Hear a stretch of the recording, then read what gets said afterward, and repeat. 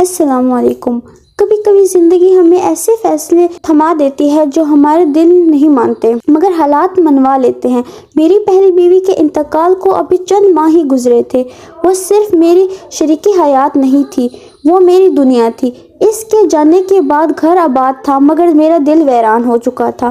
اس کی نشانی کے طور پر میرا 4 سالہ بیٹا حمزہ میرے پاس تھا مگر سچ یہ ہے کہ میں خود ٹوٹا ہوا تھا۔ اس کی پرورش کیسے کرتا؟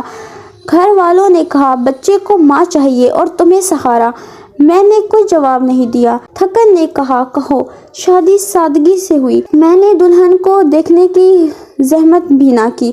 رخصتی کی رات جب کمرے میں داخل ہوا تو ایک منظر نے قدم روک لیے۔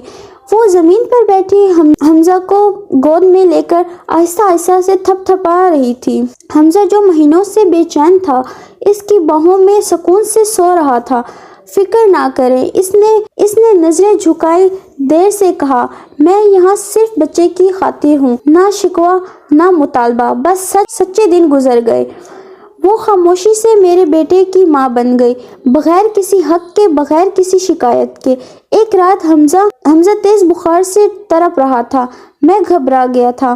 وہ پوری رات جاگتی رہی، کبھی پٹیاں رکھتی، کبھی دعائیں پڑھتی، کبھی لوریاں دیتی۔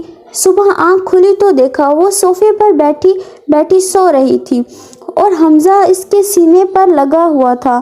اس لمحے میرے دل میں کچھ پگھل گیا۔ ایک دن میں نے پوچھ ہی لیا، تمہیں مجھ سے شکوہ نہیں ہوتا؟ اور ہلکا سا مسکرائی۔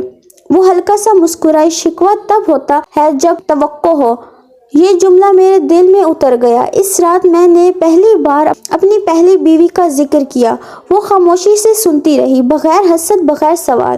بس اتنا کہا، جو چلا گیا وہ امانت تھا اور جو آج آپ کے پاس ہے وہ بھی میری برسوں بعد رویہ تھا۔ آہستہ آہستہ اس کی خاموشی میری عادت بن گئی، اس کے صبر میں طاقت اور اس کی موجودگی میرا سکون۔ ایک رات میں نے خود کو کہا، آج صوفے پر نہیں، میرے پاس سو۔